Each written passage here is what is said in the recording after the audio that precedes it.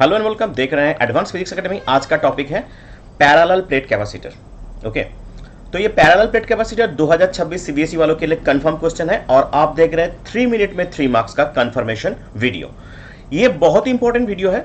तो इसके मैं 2026 में जो सीरीज बना रहा हूं 3 मार्क्स का, उसमें इंपॉर्टेंट सबसे जो इंपॉर्टेंट क्वेश्चन है वो डिस्कस कर रहा हूं, उसमें पैरेलल प्लेट कैपेसिटर भी आता है।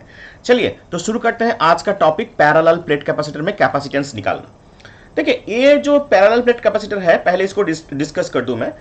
पैरेलली जो दो प्लेट होते हैं, चार्ज प्लेट, वो बनते हैं पैरेलल प्लेट कैपेसिटर। मतलब ए और बी आप देख पा रहे हैं, दो प्लेट है, पैरेलली उसको रखा गया है।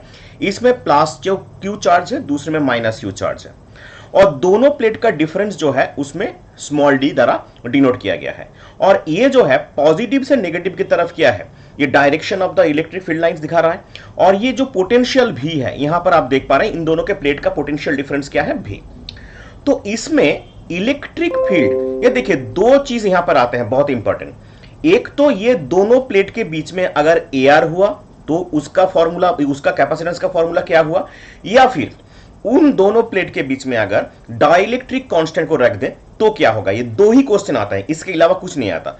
तो मैं पहले जो प्रूफ करूंगा, दोनों ही प्रूफ यहां पर मिल जाएंगे, same type question, same type proof करवाऊंगा, जैसे कि आसानी से याद रहे। देखिए, पहले जो दो प्लेट हैं उनके बीच में क्या है, फील्ड विथ एयर। तो उसका इलेक्ट्रिक फील्ड क्या आएगा, इलेक्ट्रिक फील्ड मतलब सिग्मा बाई एप्सिलॉन जीरो। तो ये इलेक्ट्रिक फील्ड का फॉर्मूला है। अब सिग्मा क्या है, surface charge density, epsilon zero क्या है, फ्री स्पेस परमिटिविटी, ये तो आपको सभी को पता है। अब सिग्मा सरफेस चार्ज डेंसिटी को हम लिख सकते हैं क्यू टोटल चार्ज, और ए क्या है, एरिया ऑफ ईच प्लेट। तो ये नंबर 1 इक्वेशन मान लेते हैं। तो इसमें अगर इसका वैल्यू अगर पुट कर दें तो सिग्मा के बजाय क्या आएगा, क्यू बाई एप्सिलॉन जीरो ए। ठीक है, तो इतना तक आपको आसानी से याद हो चुका होगा। अब देखिए, इलेक्ट्रिक फील्ड और पोटेंशियल के बीच में एक डिफरेंस है, मतलब एक रिलेशन है, जो V equal to E D, ये हमें पता है।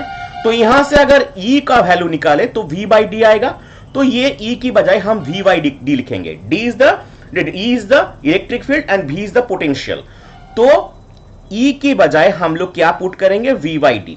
तो क्या आएगा, जैसे कि चार्ज Q था और एप्सिलॉन जीरो A आ गया, तो यहां से V निकालो, Q by epsilon zero A into D आ गया। तो ये इतना तक अगर आपको समझ में आए, इसके बाद ये V निकल चुका है, हमको क्या निकालना है, कैपेसिटेंस निकालना है। तो C की बजाय क्या आएगा, C का वैल्यू क्या आएगा, Q बाई V। तो Q जैसा था अब लिख दीजिए, V का जो ये वैल्यू आपने निकाला हुआ है इसको यहां पर पुट कर दो, Q बाई डी नीचे आ जाएगा और एप्सिलॉन जीरो A ऊपर आ जाएगा।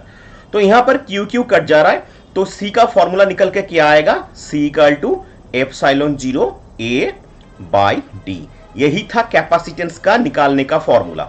अब ये तो एआर मीडियम था, आपने बोला कि अगर इस दौरान अगर इनके बीच में अगर कोई डाइलेक्ट्रिक मीडियम आ जाए, मान ले कोई डाइलेक्ट्रिक मीडियम के है, तो इन दोनों के बीच में अगर एयर के बदले डाइलेक्ट्रिक मीडियम आ गया तो उसका वैल्यू कैसे निकाले। तो सिंपली यहां पर के से मल्टीप्लाई कर दो। मतलब यहां पर पकड़े थे E equals to sigma by epsilon zero, तो सिग्मा तो रहेगा, उसके बदले के epsilon zero, K is the dielectric medium का वैल्यू यहां निकाल दो। इसको अगर मैंने सॉल्यूशन किया, E के बजाय हम लोग क्या लिखेंगे, V बाई डी, और एप्सिलॉन की जगह क्या लिखेंगे, Q बाई ए के एप्सिलॉन जीरो। तो यहां से V निकाल लो, Q डी ए के एप्सिलॉन जीरो। अब क्या निकालना है, C equals to Q upon V। तो Q जैसे था रख दो, V का वैल्यू Q डी ऊपर में जाएगा A एप्सिलॉन जीरो के। तो ये कट गया, तो क्या आएगा, C इक्वल टू के epsilon zero A by D.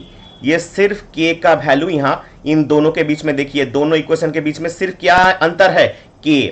तो ये दोनों ही मैंने निकाल दिए, आपको दोनों ही करके जाना है क्योंकि बहुत ही इंपॉर्टेंट क्वेश्चन है, बार बार पूछे जाते हैं।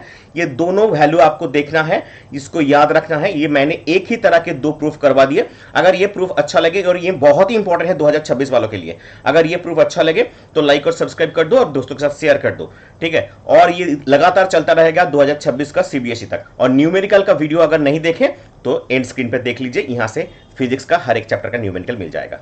Thank you.